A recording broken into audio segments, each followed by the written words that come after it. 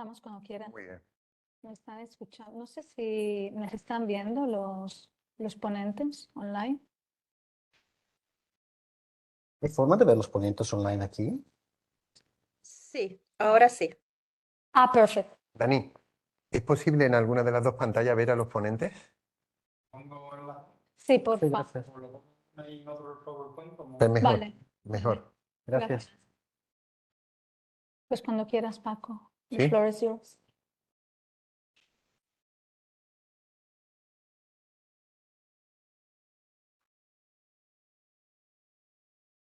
Cuando quieras empezamos, Dani.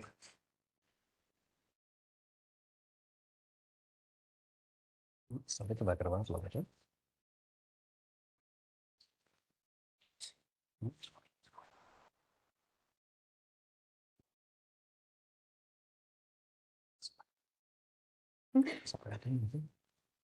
Ujú.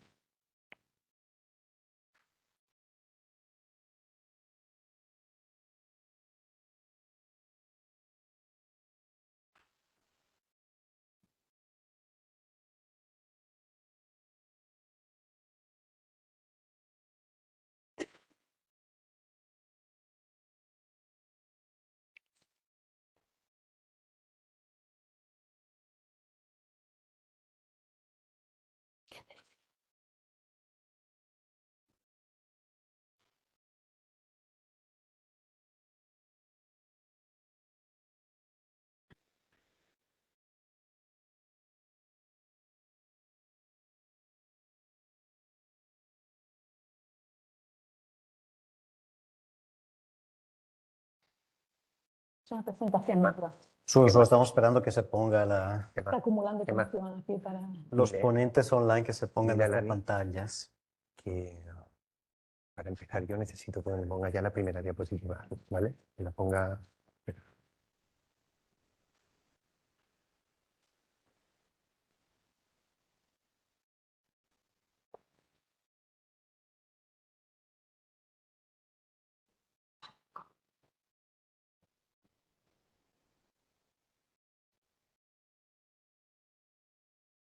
Ok. Here we go. Okay, we have them ¿Lo there. veis? Sí, Perfect. perfecto.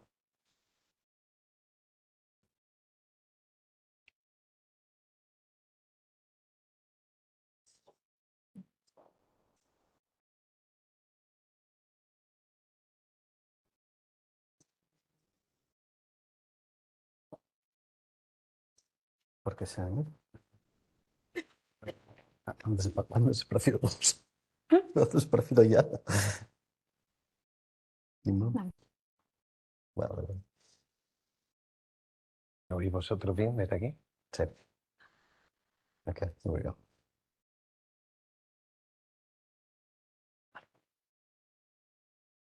Háblame, musa, de aquellos hombres y mujeres intrépidos que erraron largamente después de destruir todas las murallas de todas las Troyas, que descubrieron pueblos y sus culturas hicieron suyas, que vivieron tratando de salvar su vida constantemente y algunos no lo lograron. Estos versos en plural del gran Homero para celebrar su Odisea parece que se repiten una y otra vez constantemente en nuestro mundo. Gente, hombres y mujeres que se lanzan a la aventura esperanzada, otras veces con el miedo en sus maletas, para llegar a una otra parte simplemente por el hecho de vivir. Sigue siendo un poco el referente del mundo, de un mundo que estamos lanzando naves a galaxias increíbles, pero que todavía no está acostumbrado a respetar al otro. Me llamo Paco Pérez Valencia, soy profesor de Loyola, soy artista y quizás por eso me han pedido mis compañeros que viniera a presentar un libro como este. Siento el privilegio. Llevo más de 30 años en el mundo del arte y ha sido una constante para mí dirigir mi mirada a los que viven con todo, con toda su alma, a los que se lanzan a un mar embravecido, a los que piden auxilio y no se les oye y a pesar de todo luchan de forma increíble por su vida, por la de los suyos, a los que se mueven, a los que migran, a los que buscan. Y el hecho de ser artista también me permite tener una mirada con el mundo en absoluta controversia. Siendo profesor de una universidad como la nuestra, estoy en un constante desafío, esto de investigar, mirando siempre el mundo desde un lado altamente apasionado, siempre sensible, emocionante, y esos choques que se producen muchas veces con territorios de los datos, los territorios que miran lo cuantitativo, y aquí tenemos que convivir todos. Eso es el motivo por el que creo que hoy estoy aquí delante de vosotros. Quiero daros las gracias por venir, aquellos que aman una cosa o la otra, aquellos que amáis el mundo a través de sus personas o aquellos que queréis formaros o que queréis construir el mundo de una forma distinta, diferente. Quiero dar las gracias también a las personas que nos están escuchando desde fuera, bienvenidos. Quiero presentaros, que es la misión un poco que tengo, con la advertencia, amigos míos, de que vamos a dejar abierta la puerta a preguntas. Tenemos una compañera del departamento, a Gema, que a aquellos que quieran lanzar alguna pregunta, se os va a pasar una pequeña hojita de papel para que la pregunta se haga por escrito, de manera que podamos ir mucho más rápido, mucho más directo, mucho más de forma más precisa y objetiva a las preguntas que se puedan dirigir a cada uno de vosotros. Señores, migrantes académicos que investigan el mundo de la migración. Este es el gran territorio, el gran escenario por donde nos vamos a mover hoy. Migrantes que hablan de migración, gente que ha vivido la experiencia, gente que vive en esa experiencia, que puede mirar el mundo de una forma distinta. Cuando yo era estudiante de Bellas Artes, siempre se nos contaba que cuando algo no lo veíamos bastaba con cambiar la posición. Te situabas delante de un modelo y si el escorzo era realmente complejo, bastaba con moverte ligeramente para que aquel cuerpo cobrase una morfología mucho más asequible a la vista. Creo que pasa un poco con esto, de personas que cambian su posición y son capaces de hablar del mundo, de su mundo, de una forma mucho más intensa, de una forma mucho más vivencial, de una forma mucho más certera y no por eso menos rigorista. En el año 2018 recuerdo una joven alumna de primer curso en la asignatura de pensamiento creativo, a la que le pedimos, junto al resto de los compañeros, una idea para mejorar el mundo de coste cero. Esta chiquita, Julia Polo, hoy es una chica ya graduada que lleva una vida profesional rica, excelsa, nos planteó una fórmula que parecía muy simple, pero nos sorprendió a todos. Recuerdo que incluso cuando la comenté con compañeros de Derecho Constitucional, me decían muy emocionado, este es el principio fundacional de las Naciones Unidas. ¿Cómo luchar contra aquellos que nos parece una rebelión, eso que decimos los sin papeles? Pues otorguemos papeles. Ella decía, yo creo en los ciudadanos del mundo, un ciudadano universal, y creó un documento de identidad universal para el mundo. Esa forma de mirar el mundo desapegada, desacomplejada, sin miedo, sin ningún tipo de pudor, basta un papel para todos, que nos convierta a todos de una forma hermana, cercana, y quien nos habla a veces se siente como un extranjero en sí mismo. Todos los días que entro en el aula, todos los días que vengo a esta facultad, lo hago haciéndome la misma pregunta. Todos, ¿eh? Tengo la suerte de impartir cosas que me gustan, ¿eh? Y disfruto mucho con mi trabajo, pero vengo después de conocer que hay decenas de personas que han perdido la vida, que han perdido el hogar. No hay más que abrir un telediario, da igual el canal que cojas, para antes de entrar en un aula venir golpeado. Y me hago siempre la misma pregunta, ¿esto merecerá la pena? ¿No, Paco? ¿Esto servirá de algo? ¿Tanto esfuerzo? ¿O estás viviendo como si no fuera contigo? Impartes una clase, cumples con tus obligaciones profesionales, y quiero pensar que detrás de cada momento se esconde una oportunidad. Creo que, lo digo de corazón, la primera trinchera que tenéis ante un mundo que está pidiendo y clamando auxilio está precisamente aquí, con nosotros en el aula. Os habla alguien que ama el mundo poderosamente, muy consciente del dolor que sufre, pero he llegado a pensar que cada charca, cada océano, cada piedra, cada montaña se ha hecho para mí. Y doy gracias todo el tiempo. Me siento bendecido. Es un mundo lo suficientemente rico, fascinante para vivirlo, para compartirlo, para brindarlo, pero parece que todavía no estamos preparados. No soy ajeno a que detrás de cada una de estas personas hay una historia.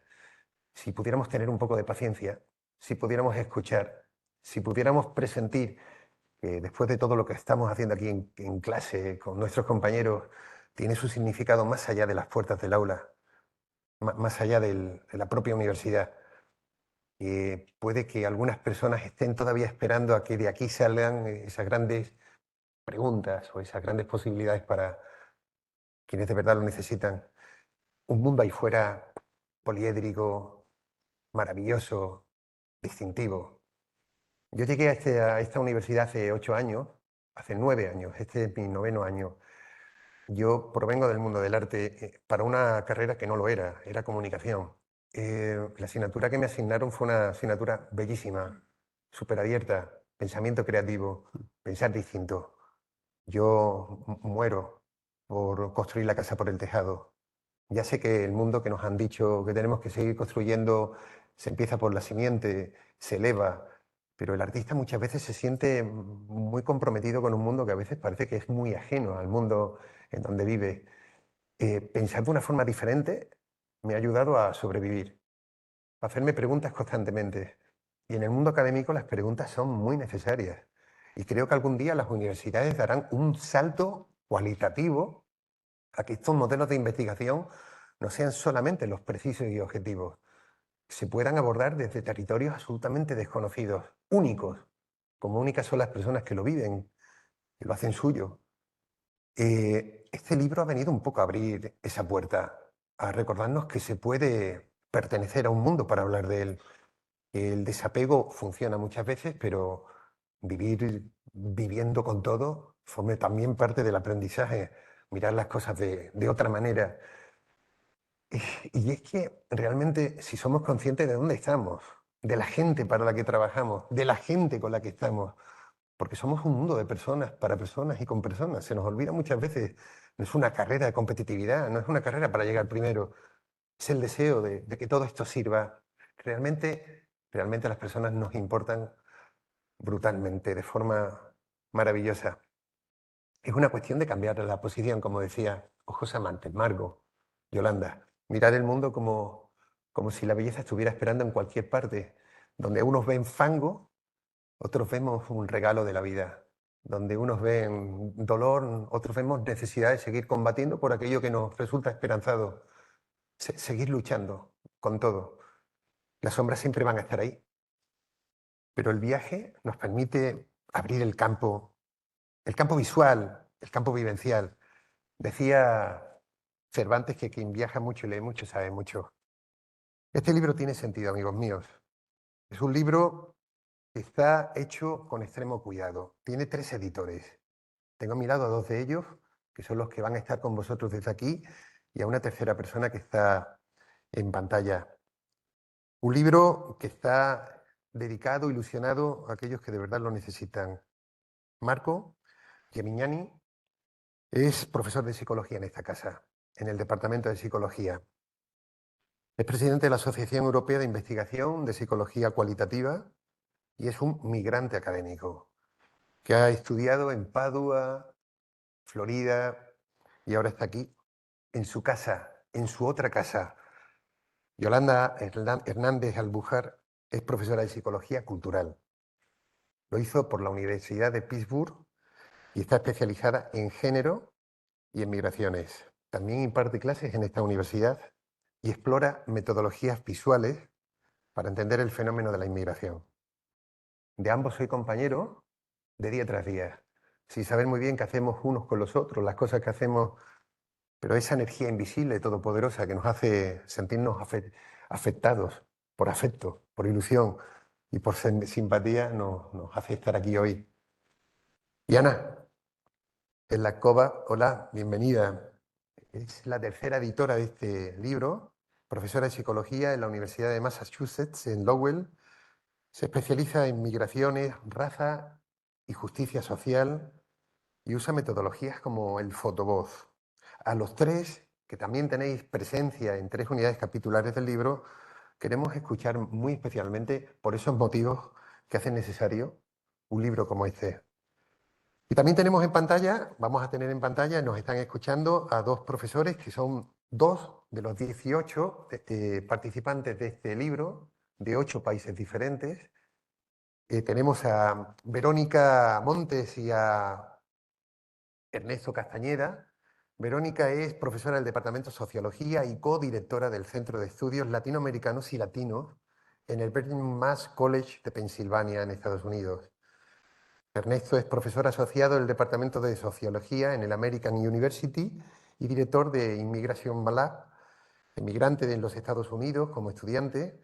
Sabe muy bien y conoce muy bien las migraciones internas con su propia familia.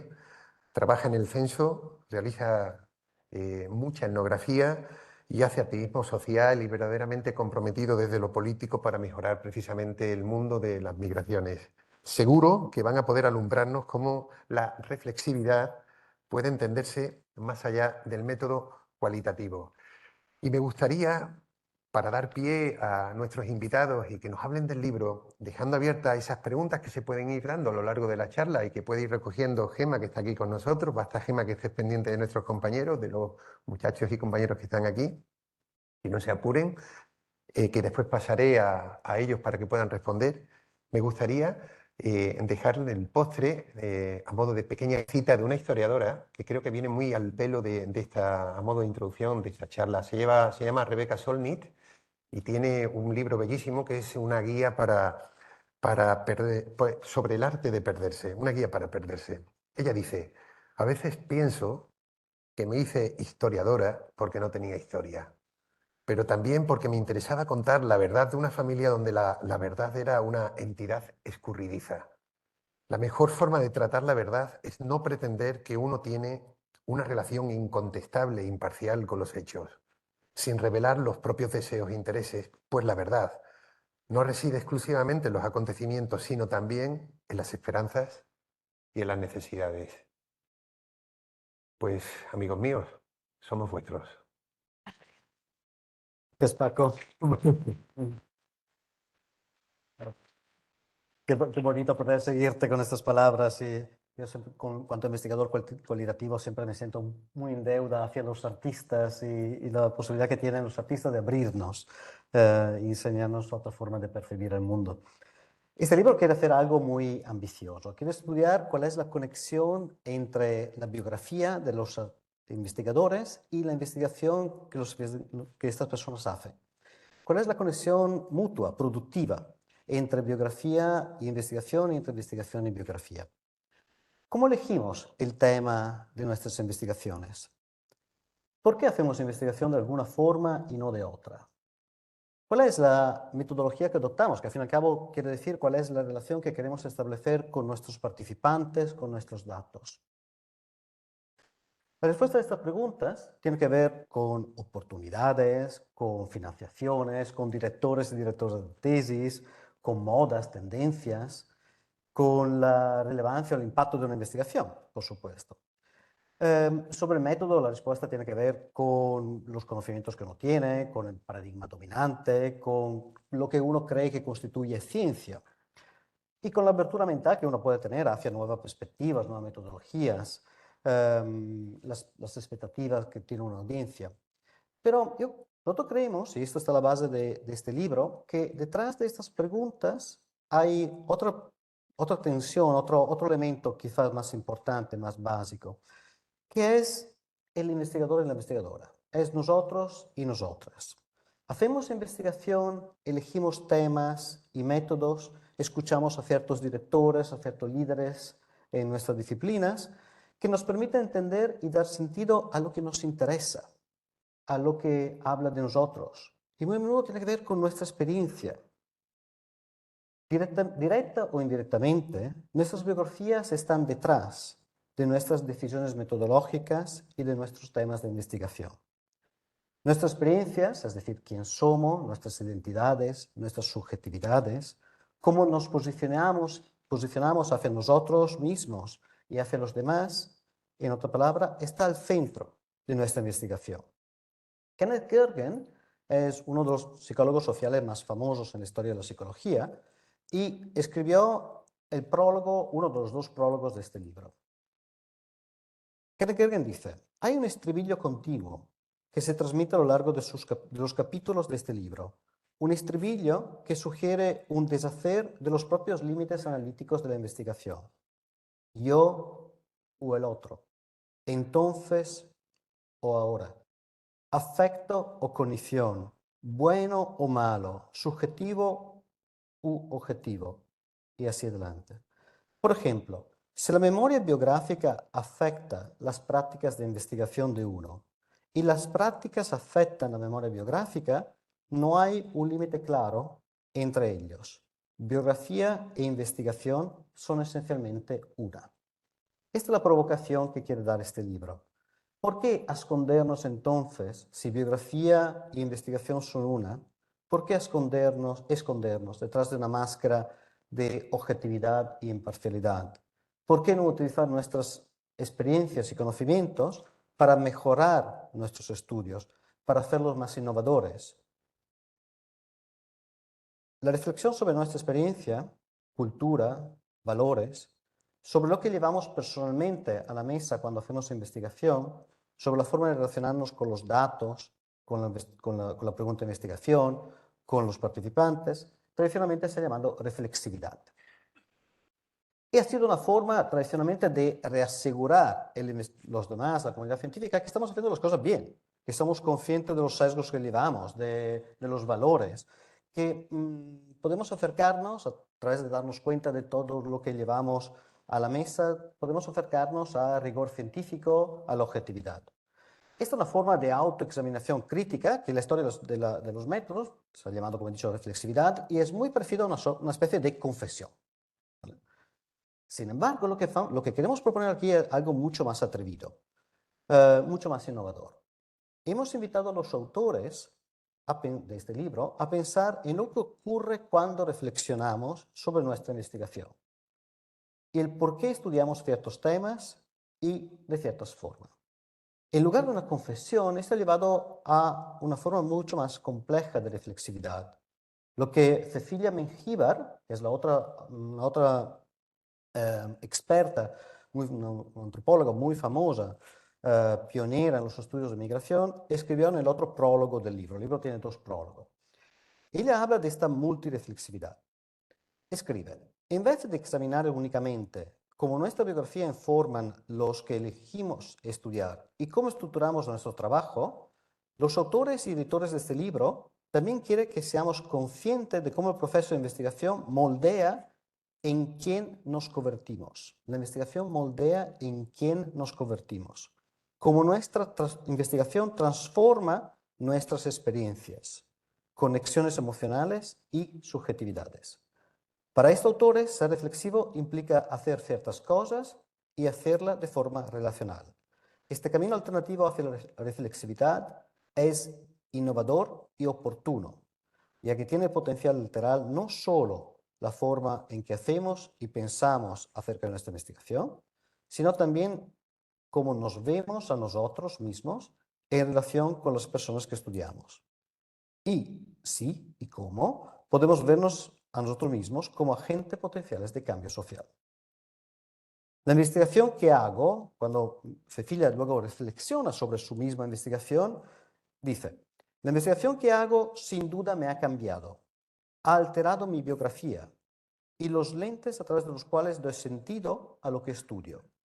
En lugar de ocluir mi visión, mi proximidad a los participantes de mi investigación durante décadas ha iluminado las posibilidades de generar un impacto, a través de mi trabajo, en sus vidas.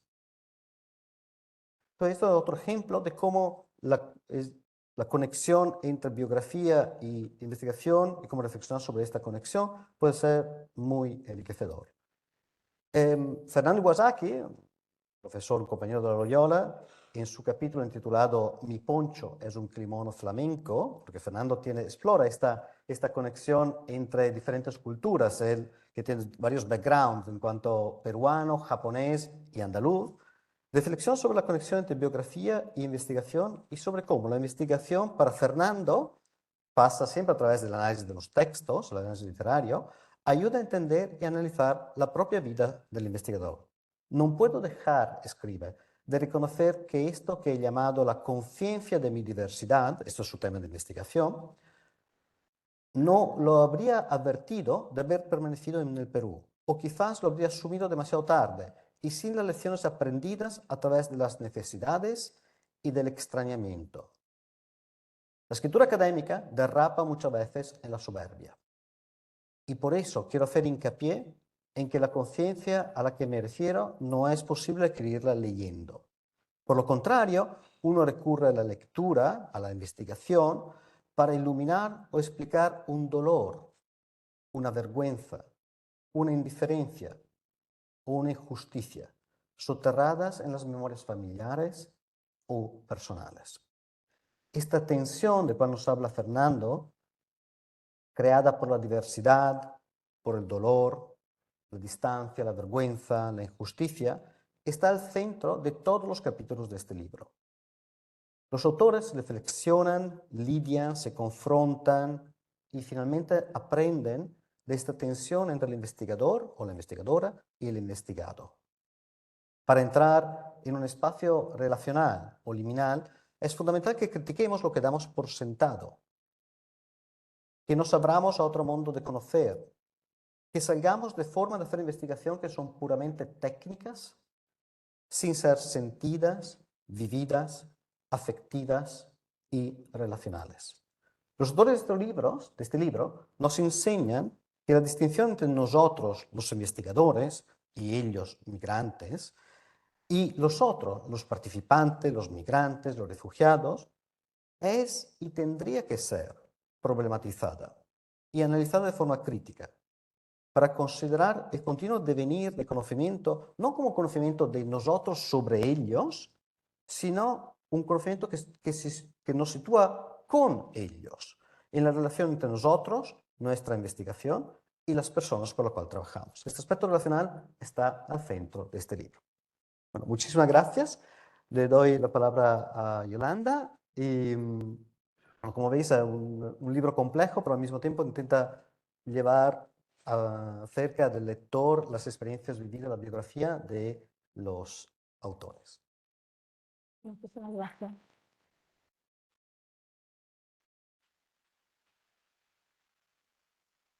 Muchísimas gracias a todas y a todos por estar aquí. Un lujazo tener la presentación de Paco y el conocimiento de Marco, y un lujazo también tener aquí a nuestros ponentes, a nuestra compañera, amiga y coordinadora también, Jana Slatkova, que bueno, ha sido una pieza fundamental para sobrevivir este libro que nos costó 3 años. Sin duda. Y a Verónica Montes y Ernesto Castañeda, que han sido una maravilla trabajar con ellos, personas que saben tanto y que también son tan humildes a la hora de compartir lo que saben y de forma tan altruista. Es un lujazo para nosotros. Bueno, como habéis ya intuido, ¿no? El libro de qué va, ¿no? Pues va sobre migrantes que estudian y que hablan de migración, y un poco cómo su vida personal ha influido estas investigaciones que hacen, y al mismo tiempo como las investigaciones que hacen de alguna forma les han hecho conocerse a ellos mismos y a ellas mismas como migrantes, ¿no? Que es una conexión que nos cuesta mucho más hacer. Estamos más acostumbrados a hacer la conexión porque estudio lo que estudio. En cambio, no estamos acostumbrados a hacer la conexión de por qué lo que estudio me influye como persona y como académica y como migrante misma, ¿no? Y esto hicieron un esfuerzo todos los contribuyentes y todas las contribuyentes. Me gustaría empezar con Verónica. En vez de organizarlo en que ellos dieron sus charlas, ¿no? y la presentación de sus capítulos, lo hemos organizado en forma de preguntas. Porque los capítulos son muy, aunque tengan un hilo conductor, tienen pequeñas joyas que merecen ser leídos en su totalidad, y no sería justo simplemente hacer un resumen del título del capítulo. Os perderíais un montón de cosas bonitas, de verdad. Entonces, de Verónica yo quiero destacar la historia que ella nos cuenta en el capítulo. Es una historia que puede parecer triste y es dura, sin duda, pero de la que ella saca un fruto muy bonito, ¿no? A la hora de investigar. Verónica migró a los Estados Unidos desde México cuando tenía 18 años, apenas cumplidos 18 años. Su madre había migrado 3 años antes, y se había quedado ella con su hermana mayor, solo un año mayor que ella, y su hermana pequeña. Entonces se convirtieron en una familia transnacional, ¿no? Separada. Y entonces ella ha vivido, además de estudiar lo que son las familias transnacionales, lo ha vivido, ¿no? No solo ha vivido ser migrante, ha vivido lo que es ser una familia transnacional, ¿no? Una persona significativa, importante en tu vida que ya no está contigo, ¿no?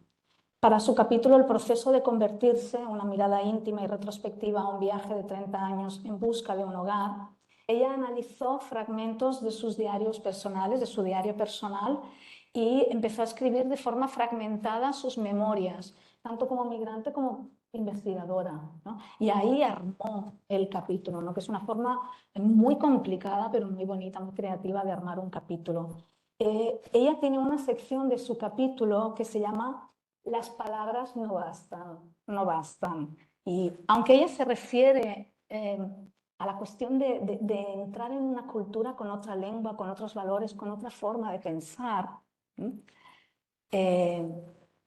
esta idea de que las palabras no bastan en investigación es muy importante y resuenan mucho con nosotros como investigadores cualitativos, ¿no? Entonces yo tengo una pregunta para Verónica, ¿no? ¿Bastan palabras para hacer investigación? ¿Tenemos otras armas para hacer esta investigación? ¿Podemos investigar a través de otras formas? ¿Y cómo podemos llevar estas otras formas de investigar y de conocer a las aulas? No sé si Verónica, es complicadísima como pregunta, ya lo sé, pero si te anima. Hola, menuda tarea empezar con esa pregunta. Bueno, primero que nada, muchísimas gracias, me da muchísima emoción estar compartiendo este espacio, sobre todo agradezco mucho a Paco en esa situarnos, ¿no? Bastante emotivo, la verdad es que es un lujazo poder compartir eh, desde esa mirada, ¿no? Me siento bien, muy abrazada, muchísimas gracias. Bueno, Yolanda, yo estaba pensando en esta pregunta y bueno, para contestar así directamente, cuando me hace la pregunta, ¿bastan palabras para hacer la investigación? No, no bastan. No, o sea, de entrada no nos bastan las palabras. Y no nos bastan porque creo eh, precisamente lo que eh, a lo que nos invitaba Paco a reflexionar, ¿no? Es mirar más allá de la mirada, ¿no? Común. Es poder empatizar con la persona, es poder, pero no se puede si no a veces uno ha pasado por ciertas experiencias que le permiten darse cuenta qué hay en la otra persona, ¿no? Y eso es justo lo que señalaba eh, Cecilia Mejibar en su prólogo, ¿no? Esta parte de cómo nos cambia lo que investigamos. Y no fue sino hasta que ustedes me hacen esa, no sé de dónde llegó, esa invitación, que yo la había esperado por tanto tiempo. Porque por mucho tiempo yo había estado pensando precisamente cómo irle dando de alguna manera un orden a ese sentir, esa necesidad que yo sabía, bueno, yo estoy haciendo todo esto que es la investigación de migración, ya había entendido porque había decidido dedicarme a investigar migración, ¿no? En el sentido porque era un interés que me parecía que había mucho, que estaba yo muy cercano, pero no entendía realmente, ¿no? Los fundamentos, sino que es hasta que va uno, ¿no? Adentrándose. Y cuando ustedes me hacen la invitación y me veo forzada a realmente hacerme esas preguntas, ¿no? ¿Por qué hago lo que hago y cómo lo hago, ¿no? Entonces, creo que en ese sentido es el conectar, y aquí yo conectaría este concepto, ¿no? Que es partiendo también con la otra pregunta, cuando me dices que si hay otras formas, ¿no? De acercarnos a la investigación. Yo aquí me gustaría pensar, o a través de lo que nos plantea este sociólogo colombiano, Orlando Forsborda, ¿no? Que nos dice el sentir pensar, ¿no? El poder unir precisamente esta parte racional, la razón, con las emociones que muchas veces, o sea, con toda esta cuestión muy positivista, ¿no? Es separarnos. O sea, no tienes que sentir mentir, ¿no? Tienes que ser objetivo, te estás dejando contaminar. Creo que esa mirada de poder conectarse a través de esa humanidad es lo que le permite a uno tocar esos momentos de fragilidad que son a veces muy efímeros, ¿no? En ese momento que te conectas a través de una entrevista o a través de la participación observada, ¿no? Pero a mí me parece que sí, las palabras no nos bastan porque hay momentos en que solamente recuerdo, por ejemplo, en una de las entrevistas que hice para uno de mis, de un artículo que fue el primer artículo que yo escribí, cuando entrevisté a estos padres migrantes, ¿no? Cuando lo entrevisté en Estados Unidos, un hombre en sus casi 40 años, cuando yo le pregunto en el momento en que él decide traer a su hijo de Guatemala, un niño de 5 años que había dejado de ver por los últimos 3 años, y cuando yo le pregunto que si no tuvo miedo de pensar que algo le pasara, ¿no? En el trayecto. Él me dijo que no, ¿no? Pero cuando él me dice que no porque confiaba en Dios, en ese momento, pero de una manera tan convincente y tan segura en ese sentido, cuando yo planteo esa pregunta y yo recuerdo a mi madre, ¿no? Cuando mi madre decide que teníamos que ir ya a encontrarnos, o sea, migrar de México a Estados Unidos, o sea, cuando yo le hago esa pregunta, digo, pero ¿qué estás preguntando? O sea, era la pregunta que yo le quería hacer a mi mamá, ¿no? Entonces, darse cuenta, ¿no? De cómo vas entrelazando tu propia historia con aquello que se te presenta, ¿no? Que es la investigación. Entonces, pues sí, no nos bastan las palabras, porque es importante poner el corazón. Yo aquí puse, bueno, nos falta empatía, interés, pero sobre todo creo que se necesita mucho corazón y pasión, ¿no? Por lo que uno está investigando y poderse conectar a través del sentir pensar, ¿no? Para poder entrar en esa parte que me parece que es la otra pregunta que me planteaste, ¿no? De la vulnerabilidad. Pero bueno, ahí lo dejo, ¿no? Para empezar con eso. Muchas gracias, Verónica. Sí, había otra parte que te quería también preguntar, aludiendo a tu capítulo, ¿no? Que has mencionado ahora, lo de la vulnerabilidad, porque al final del capítulo acabas hablando de que tú te haces vulnerable escribiendo el capítulo, hablando de nuestras vidas y poniéndolas en conexión con nuestra investigación, o incluso hablando solo de nuestra investigación, de alguna forma nos exponemos, ¿no? Abrimos el libro en sus miles de páginas, ¿no? Y ahí donde se abre es ahí donde nos quedamos, y eso te hace un poco vulnerable. Y te quería preguntar, ¿podemos usar la vulnerabilidad en nuestras investigaciones? ¿Y cómo podemos reconocerla, hacerla nuestra y de alguna forma dejar de hacer o pensar en la vulnerabilidad como algo negativo que te quita poder, y todo lo contrario? ¿Cómo pensar en la vulnerabilidad como algo que puede ser eso, un instrumento más en la investigación? Cuando leía tu pregunta, pensaba, ¿no? La vulnerabilidad. Eh, es ese miedo, ¿no? A verte débil. Creo que es esa parte muy presente, ¿no? A perder el control. Y era lo que decía Paco, ¿no? Como en esa parte ser muy racionales, ¿no? Y creo que cuando te dejas ser, ¿no? Justo había escuché la semana pasada una conversación sobre una mujer judía, ¿no? Y con toda esta situación que está ocurriendo.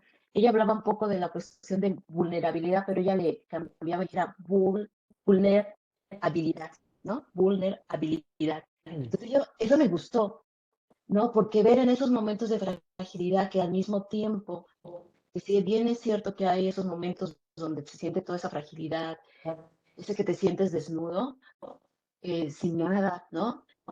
Surge una habilidad y yo siento que, por ejemplo, para mí, escribir ese capítulo, como les comento, o sea, me llevó mucho tiempo queriéndolo hacer. Entonces, hasta que finalmente nos encontramos, coincidimos y me hacen esa invitación y me llevan a estar pensando, ¿no? A que darle sentido.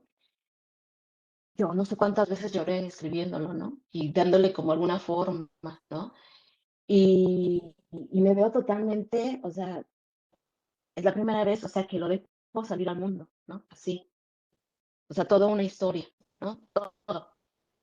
Y obviamente es un espacio que yo siento que me siento frágil, pero al mismo tiempo esa fragilidad me permitió liberarme, porque siempre estaba escondiendo, ¿no?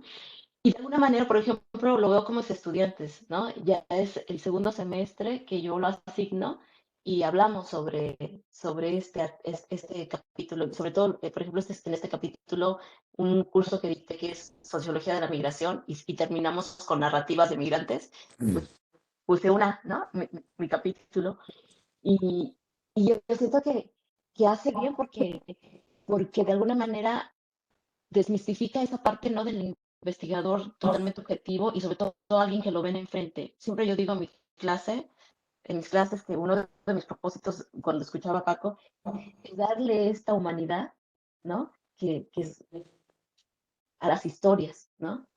Y sobre todo, detrás de estas historias, detrás de estas personas que son migrantes, que somos migrantes, hay toda una historia, hay una unicidad que nos hace quienes somos y hay una sacralidad en el sentido de una vida que está frente de ti, ¿no? Entonces, cuando yo les muestro, comparto mi historia, siento que los estudiantes, o sea, es la profesora, ¿no? Pero es una profesora que ha transitado todo este camino. Entonces, mi deseo es que así como pueden ver a esta profesora frente a ellos, que les dan un poco de, no sé, quiero pensar un poco de respeto porque está frente a ellos, es la profesora. Es lo mismo, el respeto que hay, toda esa historia que hay en cada una de estas personas migrantes que se puedan encontrar en sus vidas, ¿no?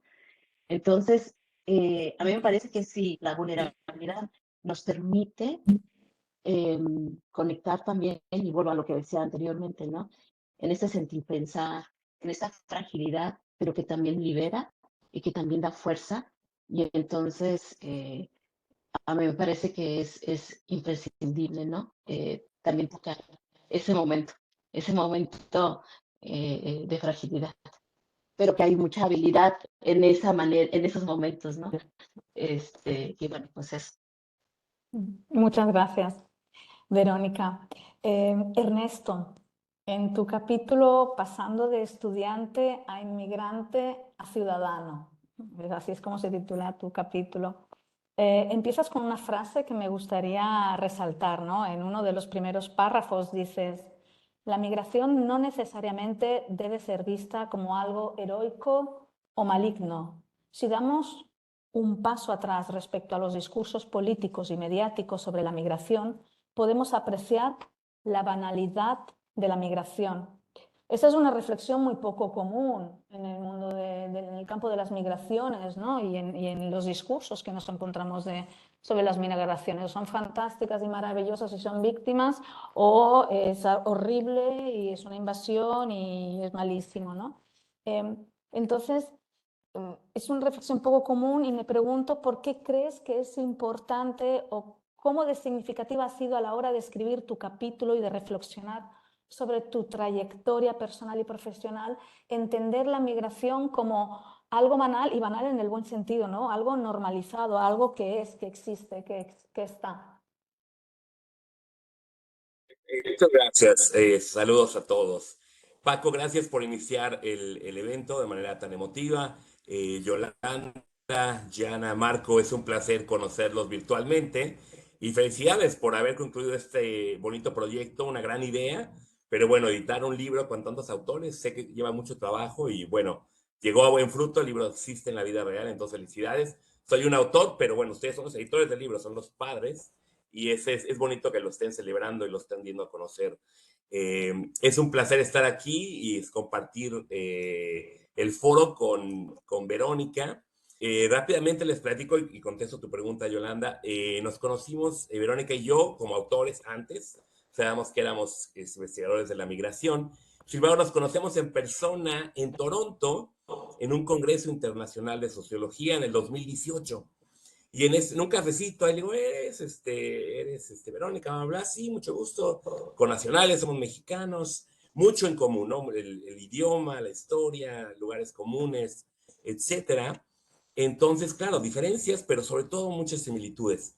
Y hablando en ese día, hace 6 años, el primer tema que platicamos fue eso, ¿no? La experiencia de ser migrante y estudiar la migración y cómo crea eso pros y contras, ¿no? Conoces más en esa experiencia vivida, ese saber corpóreo, que uno tiene intuiciones porque las ha vivido, las conoce, o conoce personas que lo han vivido, y el sentir, ¿no? La parte humana, no vulnerabilidad en el sentido de debilidad.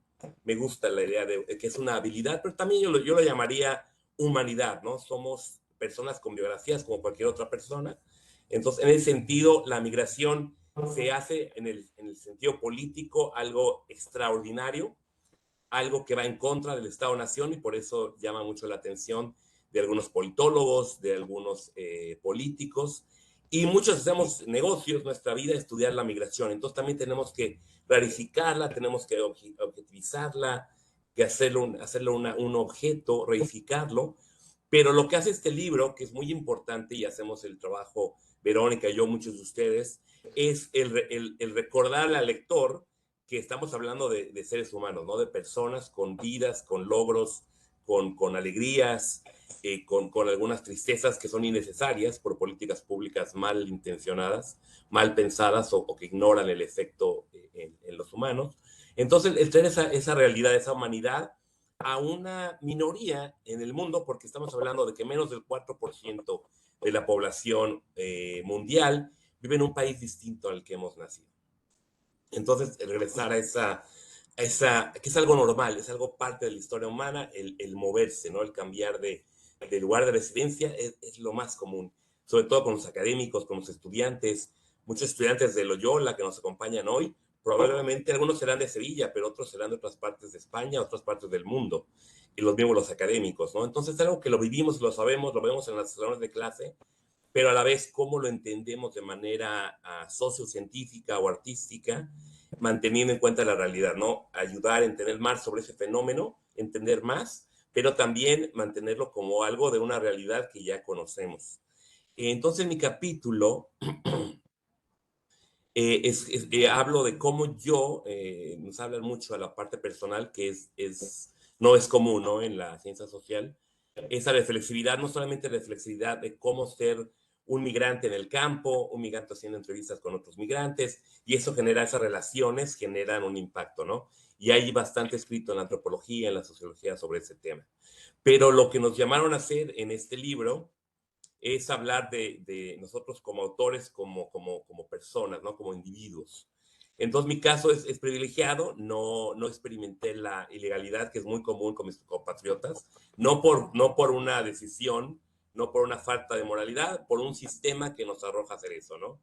Otro trabajo importante que están haciendo es el que las leyes de migración que tenemos, que una persona no calificada, las leyes de migración crean familias transnacionales, crean esa división que vivió la familia de Verónica, y muchos millones de familias viven de manera innecesaria o cruel, de una manera intencional, esa separación familiar. Entonces también tenemos el otro lado, ¿no? Que es la gente que puede estudiar un doctorado en otra universidad, una universidad, la movilidad tan bonita que es el Erasmus en Europa, ¿no? Que está siendo atacada, que está haciendo que Inglaterra no quiso. Entonces, en mi caso, yo llego a Estados Unidos por una decisión propia, por suertes, y puedo llegar como estudiante internacional a California. Pensando en esta presentación, muchos de mis amigos en California, tenía amigos de todo el mundo, literalmente, mucho americano, pero los amigos con los que más sigo en contacto son gente que eran de otras partes de Latinoamérica. Y muchos de ellos también llegaron como estudiantes internacionales, y estaba pensando, no lo había hecho explícito, pero con esta invitación me doy cuenta que la mayoría de los estudiantes internacionales de ese grupo se han vuelto inmigrantes. La mayoría viven ahora en Estados Unidos, otros han migrado a otros países como Chile, pero entonces fue una transformación. Una vez que uno deja el país, una vez que uno estudia afuera, no quiere regresar solamente y quedarse en lo común. Uno regresa tal vez a casa, pero sigue llevando proyectos de investigación internacionales, sigue colaborando con gente de otras partes. Le queda el sabor a mundo, ¿no? Una vez que uno ha salido de su casa, de su pueblo, a nivel personal se puede sentir empobrecedor el perderte el mundo, el perderte la otredad, el conocer nuevas culturas, nuevos sabores, nuevos saberes, nuevos acentos, nuevas palabras, incluso en tu idioma natal. Entonces, algo bonito de estos intercambios. Entonces, yo empiezo como un inmigrante muy privilegiado, un inmigrante internacional, lo cual se puede ver como de político, como fácil, como no controversial. Pero tampoco lo es, ¿no? Porque yo en las calles de Oakland, de San Francisco y demás, para un tercero, depende cómo me vean, soy una persona con acento, soy una persona de color, soy una persona que me pueden leer como indocumentado. O sea, no tengo control de esa percepción de un tercero, por un lado. Muchos connacionales o otros latinos, otros hispanohablantes, somos atacados por hablar español en Estados Unidos, ¿no? Que es algo que estamos contribuyendo al país, que es un país bilingüe en la realidad. Y, por ejemplo, le comento rápidamente, hoy en las noticias leía que en Inglaterra están los Tories, los conservadores, queriendo reducir el número de visas para estudiantes internacionales. Dicen ellos que porque quieren reducir la migración. Y es cierto, algunos nos quedamos y nos hacemos migrantes. Entonces los Tories dicen, no queremos tanto científico, estudiante internacional, porque algunos se van a convertir en migrantes y no nos importa tampoco esa migración legal, calificada. Entonces vemos que es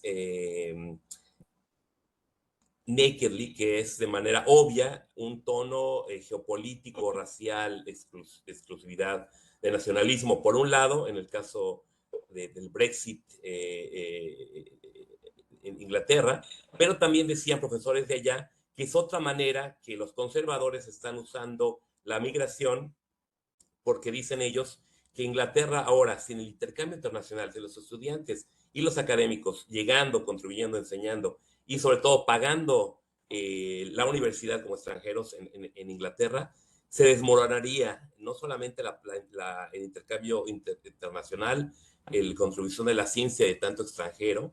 Por ejemplo, más de la mitad de los que han ganado el premio Nobel en Estados Unidos son inmigrantes. Entonces también, si le quitas a eso el insumo financiero, que son los migrantes internacionales, los estudiantes internacionales de Inglaterra, es otra manera de acabar de debilitar mucho el sistema académico inglés por razones políticas, para no tener esa opción. Entonces, para terminar, yo voy de estudiante internacional, me hago residente, me hago ciudadano. Entonces, como ciudadano tengo voz y voto, quiero participar en la política americana, hablo mucho con congresistas, con los medios de comunicación y me convierto en una académica, en una religiosa, decía en un evento en Georgetown, que muchos migrantes pasan de inmigrantes a ciudadanos, ella le llamaba en inglés steward, o sea, a cuidadores. Nos volvemos alguien que queremos dejar la casa nueva donde vivimos, en el caso de Verónica y yo, Estados Unidos, mejor de que lo encontramos. No estamos pidiendo permiso, pidiendo prestado, es nuestra casa y por lo que nos importa, tenemos una emoción ahora a nuestro nuevo hogar y queremos mejorar, en este caso Estados Unidos, y hacerlo un país más fuerte, más humano, con más futuro que el que algunos políticos proponen. Entonces, por eso somos ciudadanos activos, somos el futuro de Estados Unidos a nivel personal, pero también nuestros hijos, nuestros nietos. Muchas gracias. Esto que dices es muy importante porque muchos de nuestros estudiantes han sido o serán Erasmus. Aquí promovemos mucho en la universidad que tengan esta experiencia fuera de España, ¿no? Entonces, el hecho de que, bueno, os vais como estudiantes, pero sois inmigrantes y se os percibe como tal, ¿eh? Y en algunos sitios tal vez no estáis bien recibidos, pues es una experiencia que podemos añadir a nuestra mochila. Pero dices también una cosa que también mencionas en el capítulo y que me parece muy importante, aprovechando también que hay muchos estudiantes online y presenciales, y es la investigación como forma de activismo. ¿Podemos llevar la investigación en una dirección de activismo o nuestro activismo canalizarlo a través de nuestras investigaciones? Porque tenemos muchos jóvenes que son muy inquietos y que quieren no solo estudiar y sacar una carrera, pero además cambiar el mundo, ¿no?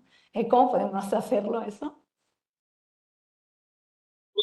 Breve, sí. El crear conocimiento, el crear arte, el traer libros al mundo, es una manera de entender el mundo. Entonces podemos entender el mundo como ya lo conocemos, como ya existe, como la gente cree que son las cosas, que hay personas legales, personas ilegales, que hay fronteras reales. Eso ya el mundo lo da por sentado, ¿no? Entonces podemos traer un conocer, un pensar nuevo que le haga que el lector, el estudiante, uno mismo se pregunte, ¿no? Digan, ok, ¿tiene que ser así la realidad o puede ser distinta? Entonces el poder de la universidad, del viaje, de vivir en otros países, el saber que la vida social la generamos en conjunto y no hay solo una manera de ser humano, ¿no? Hay muchas maneras de cohabitar, hay muchas maneras de vivir y no hay una que sea mejor que la otra, ¿no? Y siempre se pueden hacer mejorías. Entonces, no un activismo en el sentido de que uno deje de ser científico, deje de contribuir al conocimiento, al saber, al sentir, sino en el sentido de que al traer lo humano, al traer lo moral, lo ético a nuestras preguntas de investigación, hacemos la investigación mejor, más relevante, más importante, más vital sí, de más cercano alcance para nuestros estudiantes, porque ellos les importa lo que pasa en el mundo, ellos están activos en movimientos sociales y demás, y quieren hacer algo sobre el respecto. Entonces, una manera para conocer y hacer algo, es saber, ¿no? ¿Cuál es el estado de la realidad? ¿Cuál es hasta dónde llega el trato de personas? Es la prioridad que debemos enfocarnos, es el legalizar a la gente que esté indocumentada, es el crear nuevos patrones para traer gente de manera regular. ¿Cuál sería la prioridad si vemos un caso al lado del otro, ¿no? Entonces, sí, no un activismo para hacer política por medio de la academia. Para hacer política hay que hacer política, ¿no? Pero la academia es una serie de inversión de recursos, de tiempo, de nuestras vidas como investigadores. Entonces podemos decidir en qué usarlo, ¿no? Puede ser algo muy técnico, muy objetivo, que sea leído por un par de nuestros colegas, o algo que tenga una incidencia en el mundo y que no le estamos diciendo a la gente qué hacer, pero estamos explicando en nuestras conclusiones y cómo llegamos a ellas y cuáles son las implicaciones éticas y morales. Y obviamente va a depender del lector, del estudiante, de los tomadores de decisiones, el llegar a un consenso o no, y pueden estar en desacuerdo con nosotros, pero el traer a flor de piel nuestra posición, nuestra experiencia de vida, es algo que fortalece la ciencia y fortalece la enseñanza y el quehacer, y no es algo que hay que tenerle miedo. Entonces es parte también importante de este libro, de que no están peleadas la ciencia y el vivir. La ciencia es un producto humano, la ciencia es un producto que generamos en un contexto social. Entonces, hacerlo más explícito, más reflexivo, hace una mejor ciencia, un mejor conocimiento. Muchas gracias, Ernesto. Antes de pasar a la ronda de preguntas, me gustaría también que Yana, nuestra coeditora, pues nos explicara un poco, si quieres hablarnos un poco de cómo empezó la idea, cómo surgió la idea del libro o tus experiencias incluso como editora, ¿no? Manejando 18 personas y con 18 historias bien diferentes. Yana. Gracias. Bueno, gracias por invitarme a este evento maravilloso. El español es mi lengua tercera o cuarta, por eso no hablo muy bien, pero discúlpeme. Pero voy a tratar de hablar. Bueno, yo soy un inmigrante de la República Checa y yo estoy viviendo en los Estados Unidos por 34 años, pienso, 33 años más o menos. Y conocí a Marco y Yolanda en Sevilla durante de mi estancia sabática em, y como el año antes del COVID. No sé exactamente el año, pero eso. Am, bueno, la idea principal de este libro originó o surgió durante una cena, no sé, en el restaurante que se llama Nomad. hablamos y hablamos porque que queremos hacer juntos. Y esto fue una idea que empezó ahí. Y este libro significa mucho para mí. Por ejemplo, desde la concepción de concepción de este libro, yo cambio mi forma de enseñar profundamente. Por ejemplo, en el otoño pasado, yo empecé un seminario de migración con los estudiantes. Nosotros elaboramos juntos la programa del curso. Yo no decidí todo. Eh, como creemos qué queremos estudiar, de qué queremos creer. Y eso fue un poco, fue porque cuando trabajemos con todos los autores del libro, ahí fue mucha autenticidad de cómo quiénes somos como personas, como profesionales, como emigrantes y todo. Sí, ahora cuando yo vengo a una aula, yo traigo todo. Que ahora no puedo dejar mi parte emigrante en la casa o mi parte de algo en mi casa. Yo traigo todo. Y eso es el resultado del proceso de crear este libro. Y también quiero compartir un poco el impacto de este libro de mis estudiantes. Los estudiantes de este curso en otoño decidieron que quisieron leer algunos capítulos de este libro. Y nosotros invitamos a algunos autores a visitarnos en esta clase virtualmente. Por ejemplo, Verónica llegó. Muchas gracias. Y a los alumnos les encantó el libro muchísimo. Y ellos agradezcan, no sé, agradezcan la forma en que este libro es escrito.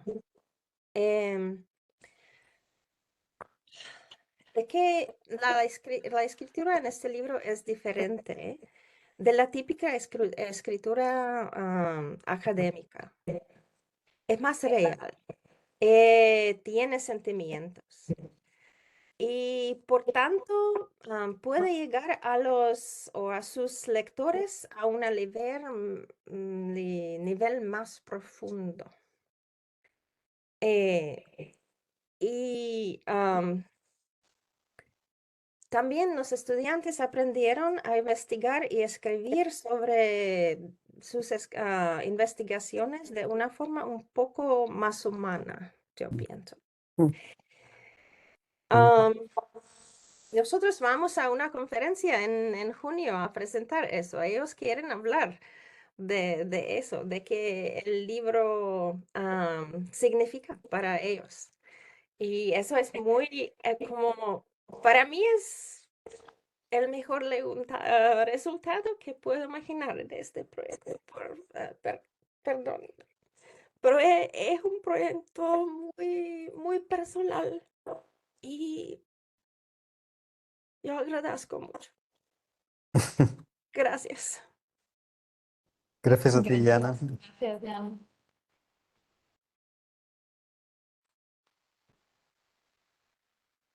Es que parece que no pusimos mucho corazón a este proyecto. Se nos fueron muchas noches sin dormir además y tuvimos que mirarnos mucho como migrantes y como académicas. Entonces, está siempre exponiendo Bueno, pues yo creo que vamos a abrir a preguntas. Si alguien, tanto de la audiencia presencial o de la virtual, tiene preguntas. Nerea está manejando las preguntas online y Gema, me he perdido. Gema, ¿dónde está? Ay, si alguien tiene alguna pregunta, por favor, dirigiros a Gema y podemos ponerlas juntas. No sé si alguien quiere empezar. Y si quiere hablar en voz O si quiere alta, hablar en voz alta, también. no pasa nada. La repetimos para los amigos que están en...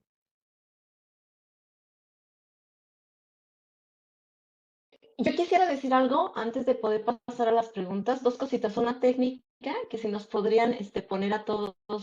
Antes veíamos la imagen, podíamos ver a Marco, a Yola y a Paco, y ahora nos vemos repetidos ahí los que estamos hablando. Pero bueno, esa era una de las cosas. Pero la otra, con lo que estaba diciendo Jana, porque justo algo que yo comenté fue poner el corazón. Si las palabras no nos bastan, y bueno, en este caso, bueno, fueron palabras, pero las palabras tienen esa capacidad, ¿no? De llevarnos a otros, a conectarnos. Y te lo agradezco muchísimo, Jana, porque te siento, más que te entiendo, te siento en el sentido de la importancia de este proyecto. Si para mí fue, como yo les comenté, estoy muy agradecida por haberme invitado, ¿no? Porque como les comenté, o sea, o sea, quería hacerlo, pero ustedes me ayudaron a pensarlo, la guía que ustedes tuvieron, ¿no? Los conversatorios que tuvimos, o sea, fue muy realmente generativo. Ustedes crearon ese espacio. Entonces, yo se los agradezco mucho y bueno, Hanna, yo, como te digo, siento porque si para uno como autor siente que para mí fue realmente algo que finalmente pude, ¿no? 30 años, por eso titulé mi capítulo 30 años me tomó, ¿no? O sea, me imagino, o sea, y lo comentamos cuando me invitaste a tu clase, pues sí, ¿no? La experiencia de ser profesores acá y que tuvimos finalmente ese espacio de poder decir lo que por tanto tiempo veníamos aquí, ¿no? Llevando en el corazón y que lo pudimos sacar y decir lo que tú dices. O sea, te escucho y digo, sí, sí, yo así me siento, ya no tengo que dejar, ¿no? O sea, mi identidad, ¿no? Yo llego con lo que soy. Yo llego, les digo, buenos días, good morning, buenos días, un poco de español, y yo soy como soy, ya, o sea, soy esto. Es- Bueno, nomás quería decirte eso. Muchas gracias, te siento y te lo agradezco, Hanna. Gracias. Pues no sé si tenemos preguntas, Nerea. Online de momento no. Yo quiero formular una y os la formulo a todos vosotros, a nosotros como comunidad. Verónica empezó diciendo que las palabras no bastan. Después hemos visto a Iana cómo esas lágrimas tienen un poder de comunicación brutal. No, no hace falta entender mucho más cómo hemos tardado tanto. Y me da coraje hacer esta pregunta, se nos ha ido la vicerrectora de investigación, me hubiera gustado hacerlo en voz alta. ¿Cómo estamos tardando tanto en todas las universidades a mirar al mundo con el corazón y con las tripas, no solo con el intelecto? Pues ¿por qué tenemos que esperar? Además, me alegro que hayan sido compañeros de psicología, los que hayan hecho así con la puerta aquí y hayan cimbreado el edificio. Investiguen también con su alma, con su corazón. Fijaros lo que se está pidiendo. Esto es una revolución académica. Y alguien tiene que ser el primero en lanzar la primera piedra en la manifestación. Seguramente seremos los primeros damnificados, pero esto hay que hacerlo, Yolanda. ¿Cómo estamos tardando tanto? A todos, ¿eh? A vosotros también. Pues es una pregunta tal vez también para los estudiantes, ¿no? Cuando se os piden en las aulas que hagáis trabajos y que estudiéis o que presentéis estudios a partir de la bibliografía de lo que leéis, ¿no? ¿En qué momento podéis meter un poquito también de lo que sentís, de lo que pensáis, de lo que os está influyendo, ¿no? Esa clase, ese conocimiento, es importante también que ellos rompan y Que que pues, nosotros les dejemos romper. que puede ser algo tan sencillo como escribir en la primera persona, Eso es. empezando desde allí. Eso es. Es lo primero que nos dicen que no hagamos en Exacto. investigación. Bravo. Es complicado. No, a ver.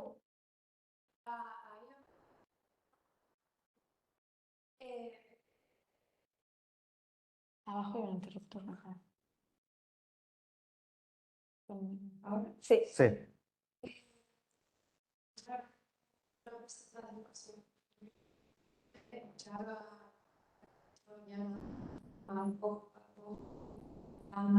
Muchísimas gracias. Escuchándome, una duda es si en este conciliar, sentir y brindar o la negociadora, habéis sentido alguna vez la necesidad de distanciar de aquellos que estudiáis o habéis hecho un paro porque no penséis que pueda ser posible distanciarse de eso que estudiáis. Pero alguna vez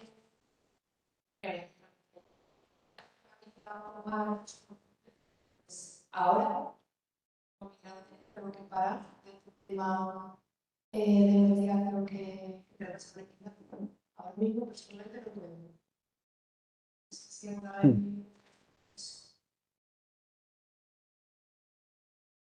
¿Quién se anima? Verónica. Ernesto. No pudimos escuchar, no sé, bueno, yo no pude escuchar, se cortaba, no sé si me pueden repetir. Por Estaba, favor.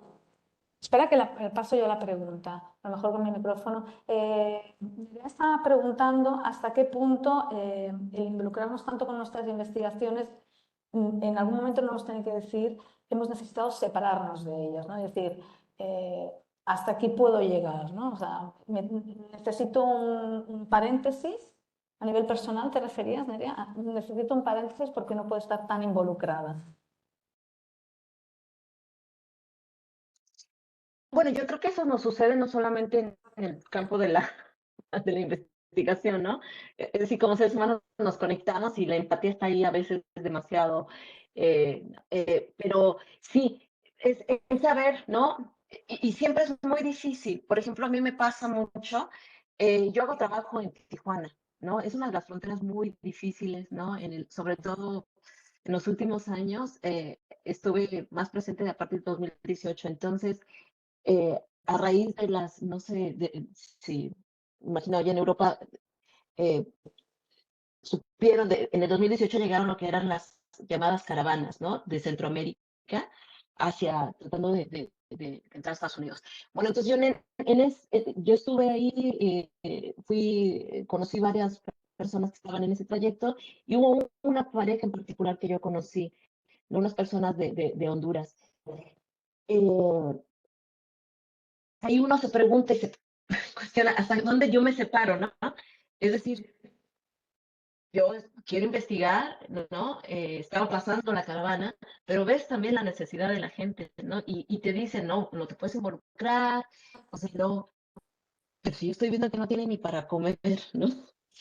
No tienen para comer porque están en un trayecto, ¿no? Donde están intentando llegar a Estados Unidos y van por lo que la gente les dé. Entonces yo no podía decir que no podía pagar la comida, llegaron a Tijuana. Yo los conocí en la Ciudad de México.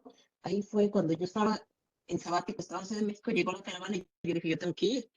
Entonces llegaron más de, o sea, en un estadio, y ahí los conocí y me involucré desde el punto de que yo les pedí a mis estudiantes acá en Filadelfia que, bueno, les dije, está pasando esto, y había un club en Bryn Mawr, en mi universidad, sobre derechos de migrantes, y ahí se pusieron, se activaron y reunieron, hicieron recaudación de fondos, $1,200.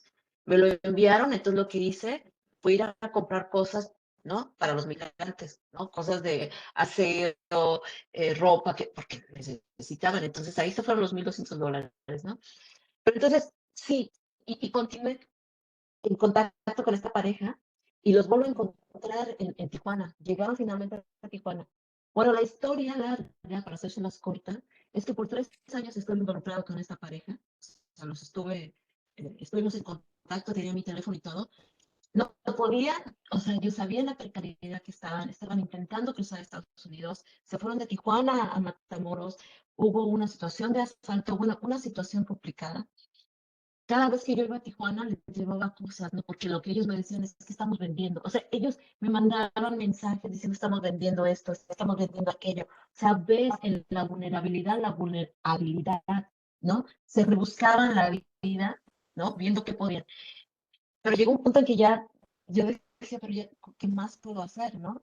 Y sí hay una separación que se hizo, quizá más del lado de las circunstancias. Terminó la historia cuando esta mujer, la pareja, la mujer, luego se fue para Estados Unidos, me habla por teléfono y me dice, ya estoy en Estados Unidos. Solamente quería decir que quería que lo supiera. Y de ahí ya no volvió a hablar. O sea, ahí se corta, ¿no? O sea, claro, yo me mantuve constantemente en ese sitio, cómo estarán y todo. Es muy difícil, ¿no? Pero sí hay un punto en el que uno tiene, sabe que, o sea, yo solamente escribí una cosa, una nota de como de campo, pero de ahí no quise escribir más porque sentía que no me sentía yo bien escribiendo, ¿no? Cuando sabiendo que yo les estaba ya colaborando económicamente, ¿no? Porque ellos me llamaban que estaban muy mal, les mandaba $100, 150, ¿no? Entonces, es decir, ¿cómo uno pone ahí cómo se para? Es muy difícil cuando ves la situación de las personas, ¿no? Muy complicado. No estoy respondiendo realmente cómo se puede separar.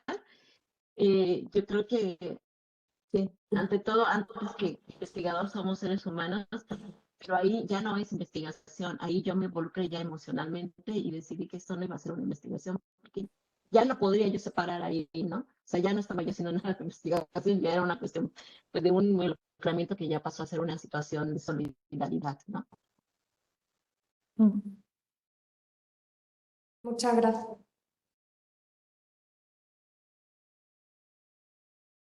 Pues si no hay más preguntas, yo creo que...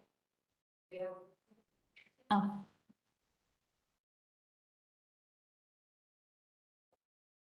Hola. sí, chévere. También por contestarte una pregunta, pero por contestarte lo que has comentado Paco de los estudiantes a la hora de hacer trabajos pues relevantes a la propia historia personal. También creo que hay que estar, bueno, dos cosas. Primero, hay que estar preparado para dejarse pues interpelar un poco por aquello que vas a hacer, porque es mucho más fácil, no más fácil, pero sí más, menos arriesgado poner ante una clase un tema que a ti te da igual, ¿no? O un tema que realmente dices, ¡buah! Es que me estoy dejando que la gente vea quién soy. Bueno, eso hay que trabajar. Y después, que también creo que hay que tener referentes. O sea, yo incluso bueno, la asignatura de Marco fue una, pero hay como, siento que hay pocos referentes para hacer una investigación diferente y una vez que conoces charlas como estas, pues dices, otra, se puede, ¿sabes? Pero a lo mejor es que ni se te ocurre, o sea, si lo normal en un paradigma de investigación que es cuantitativo, o sea, que yo a día de hoy estoy haciendo una investigación cualitativa para el TFG y es como, ¿en serio? Es como, no todo el mundo, o sea, me refiero que incluso en mi círculo, pues, como, bueno, tal. Y después tengo otra pregunta, que es un poco para Verónica, pero bueno, porque ella lo ha comentado, pero que es un poco en qué medida, o sea, las políticas públicas, me imagino, de un país o de... no, creo que no me está escuchando, pero bueno. En qué medida las políticas o los regímenes, por así decirlo, sociales, culturales que tenemos, pueden definir a nivel psicológico cómo narramos nosotros la historia nuestra, ¿no? Por ejemplo, pues ya comentaba que hasta que se ha puesto a elaborar para este libro esta experiencia suya migratoria, como que no ha sido capaz de, pues, ponerse a elaborar, digamos, personalmente incluso. Entonces me parece curioso porque quizá una política que sea tan restrictiva de a lo mejor no contar que soy inmigrante por lo que pueda suponer, de a lo mejor tengo que volver, como eso nos puede impactar a nosotros. O sea, no sé si estoy explicando, pero... Eh, o sea, cómo lo externo puede hacer que nuestra historia que nos contamos nosotros mismos sea paralítica. No sé cómo lo dices, tú no te lo dices, ¿no? Claro. Bueno, no sé, creo que no vamos a ver, vale. Mira, Verónica, hay una cosa, por lo que te está preguntando esta compañera, es que es verdad, en el mundo del arte nosotros damos mucho valor a la palabra, porque las ideas están necesitando que alguien las recoja, las impulse, las ideas necesitan tener sexo con otras ideas, tienen que salir a la calle, no se pueden ir con nosotros cuando nos vayamos de este mundo. Cuando uno tiene una idea y la cosifica en palabras, ya ha hecho un recorrido brutal. Y cuando además de estas palabras se cosifican en un algo sobre un soporte, las has escrito, aquello parece que tiene como una especie de perdurabilidad. Y creo que es el momento de hacer esto. La palabra exponerse en el mundo del arte no es gratuita. Esa X pesa muchísimo. Decía un torero, Verónica, andaluz, se llamaba Juan Belmonte, un periodista, Norberto Chávez, un Chávez Nogales, un periodista sevillano, lo recogió en un libro en su biografía, decía, se torea tal como se es. Y yo creo que de alguna manera se investiga tal como somos. Por mucho que ludamos, por mucho que escondamos nuestros recursos, estamos diciendo quiénes somos, es lo que nos interesa, en las palabras que evitamos porque el sistema nos lo pide o en las que deseamos incorporar casi de manera forzada. Y algún día a lo mejor esa investigación no se hará para otros, para terceros, sino realmente para nosotros. Y es posible que el mundo dé un vuelco tremendo. Buena reflexión, Paco. Gracias, María. Yo quería decir, María, que es cierto, bueno, lo que mencionas de que investigamos cómo somos, pero sí que es cierto que la estructura Manda. limita o pone unos horizontes.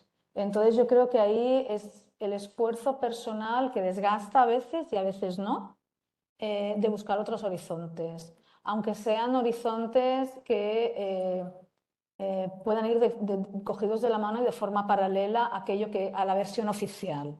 Podemos tener la versión oficial y después estar alimentando esa necesidad de saber, de conocer y comunicar de forma alternativa. Es decir, y yo me he encontrado por muchos años haciendo los artículos académicos mientras seguía haciendo fotovoz, fotolicitación y cosas que en academia pues que me dan 0 puntitos para la ANECA, pero las seguía haciendo. Con mucho esfuerzo porque requiere mucho tiempo, ¿no? Pero muchas veces es que el simple hecho de hacerte preguntas de forma alternativa es un acto de rebeldía. No simplemente hacerte la pregunta es un acto de rebeldía. Si ya la exploras, ya estás haciendo otro acto de rebeldía todavía más. Y si encima la investigas, aunque sea paralelo, ya aquí me gustaría meter un poco de Derrida cuando habla, perdón, de Luz, cuando habla en Thousand Plateaus, cuando habla de la brecha en el muro, ¿no? ¿No? Romper un poquito ese muro y tú, en el momento en que entra un poquito de luz, eso, aunque sea mínimo, es un grandísimo acto de rebeldía. Entonces yo creo que la academia principalmente nace y se mantiene porque son actos de rebeldía.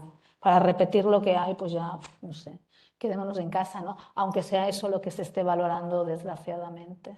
Pero bueno, los actos de rebeldía yo creo que no los puedes olvidar nunca. Por lo menos si queremos una academia innovadora, una academia Por lo menos si queremos que hace cosas nuevas. Sí, desde luego. Pero yo también me gustaría, si me permite, también creo que cuando se hacía la pregunta en cuanto a los estudiantes, ¿no? Yo creo que los estudiantes también están muy deseosos de tener estos espacios de rebeldía, ¿no? Sobre todo el poder encontrar esos referentes en el sentido, por ejemplo, lo que está planteando y lo que les ofrece el libro de ustedes, de nosotros, ¿no? En ese sentido, creo que ahí es como una validación a esta parte, ¿no? Humana, a esta parte de una historia, ¿no? Que hablábamos, ¿no? Esta manera de contar estas historias. Y me parece que, por ejemplo, también creo, es cómo se encuentra ese balance, porque es cierto, la estructura es la que nos limita, por ejemplo, en el sentido de todas las políticas migratorias, ¿no? Y bueno, ahí, pero eso nos puede decir, o sea, cómo estamos viviendo, lo que es tanto lo que sucede que que no lo podemos obviar. Entonces, me refiero a cómo estas políticas migratorias obviamente tienen un impacto muy fuerte y en ese sentido, o sea, cómo hablar también de esas políticas migratorias, ¿no? Punitivas. Por ejemplo, en ese sentido, me encanta el trabajo de Mengíbar en el sentido de que ella aborda, es súper polifacética en el sentido de que la parte no personal, los temas que ella aborda, pero también la parte legal y también es, o sea, es eso, que no podemos dejar de mirar desde esas muchas miradas, lo que decía Paco, bueno, lo veo desde aquí, pero desde esa otra perspectiva, ¿no? Entonces, pero yo creo que viene desde cómo planteas la pregunta, porque como planteamos la pregunta es la manera que lo vamos a investigar y queremos darle luz, ¿no? Por ejemplo, una pregunta que yo me la estoy haciendo y quiero trabajar ese tema es, ¿qué ha pasado, sobre todo ahora que estamos en Estados Unidos a 10 años de que llegaron más de 70,000 niños, ¿no? Sin unaccompanied minors, que le llaman, ¿no? O sea, niños migrantes que llegaron a la frontera de México, Estados Unidos. Estamos hablando de 10 años. Llegaron en el 2014, hoy al 2024. ¿Qué ha pasado con todos ellos? O sea, fueron un momento de atención en 2014, 2015, después quizás 2018, pero ¿dónde están? ¿Qué pasó? ¿Se quedaron? ¿Pudieron arreglar su situación? ¿Regresan a sus países? ¿Qué ha pasado con ellos? O sea, es que es eso, ¿no? Esas preguntas que había que plantearnos también. Mm. Un anuncio rápido en relación a eso. Tenemos un libro que sale la próxima semana que se llama Reunited, hablando de los centroamericanos, los niños no acompañados que se quedaron en la zona de Washington. Entonces, si les interesa el tema, el libro sale la próxima semana con Russell Sage Foundation. Perdón. Te veo, enhorabuena, Ners. Ya lo tenía apuntadito yo, Ernesto, tu libro. Ya sabía que salía, Qué gracias. bien. Oye, pues si queréis lo podemos dejar así. Marco, ¿quieres decir algo más, Jana? ¿Queréis? Bueno, muchísimas gracias a todos por estar aquí. Por supuesto, seguimos en contacto. Si tenéis otra pregunta, si queréis seguir la conversación, sabéis cómo contactarnos. Sí, nosotros queremos acabar dirigiéndonos sobre todo, bueno, a la gente que hace investigación y a los estudiantes que se van a adentrar por primera vez en la investigación, ¿no? Y que creo que a partir de este libro y de muchos otros, que no es el único, ¿no? Pero os invito a que leáis ya que conozcáis otras posibilidades, ¿no? Pero entender que la subjetividad y el posicionamiento personal y que nuestra propia biografía no es una limitación, al contrario, es una forma que nos abre los horizontes para conocer otras formas de explorar, de comprender, de comunicar, ¿no?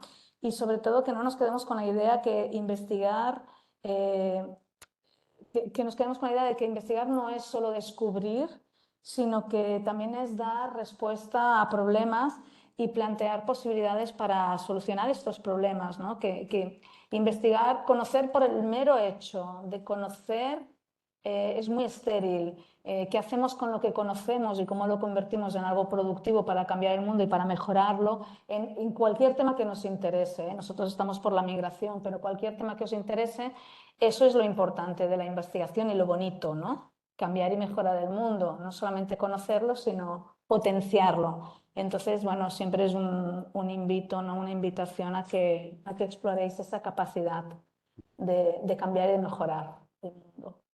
Muchísimas gracias a Verónica, a Yana, a Ernesto, muchísimas gracias a Paco por tu entrada y a las que estáis aquí, a las que estáis aquí. Gracias. Gracias. Gracias, saludos. Gracias, Saludos. adiós. Chao. Bueno, los estudiantes que están aquí, que necesitan apuntar su asistencia, por favor, aquí hay un listado. Hablando de, Antes de ponernos en estructura otra vez. de limitaciones. Paco. Y yo me daba cuenta, Qué bonito. una cosa de la